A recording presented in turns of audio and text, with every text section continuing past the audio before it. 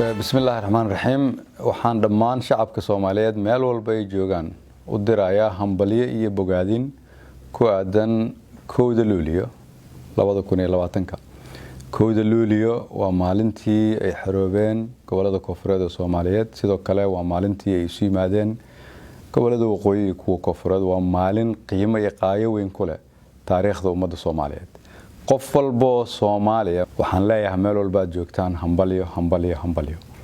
1 Luulyo sanadkan waxay ku soo aadaysaa annagoo 60 jirsanay sidaas daraadeed 60 sano xorriyadda kadib waa inaan isweydiinaa 60 sano kadib maxaa inoo qabsoomay 60 sano kadib maxaan rabnaa inaan qabanno 60 sano kadib sidee baan rabnaa inaan gacmaha isu qabsanno 60 sano kadib qorshe noocee ah ayaan rabnaa inaan u sameeyno ummadda Soomaaliyeed si jiilka naga dambeeya aan ugu dhiibno qarannimo ka xoogan tan maanta aan ku jirno si taasay u dhacdo qof walba oo Soomaaliyeed waa inuu qayb ka noqdo qarannimada waa inaan isu nimaadnaa dalkeena u jihaynaa dhinaca horumarka iyo mustaqbalka ifaaya mar labaad shacabka Soomaaliyeed meel walba oo joogtiin waxaan idin leeyahay hambaliyo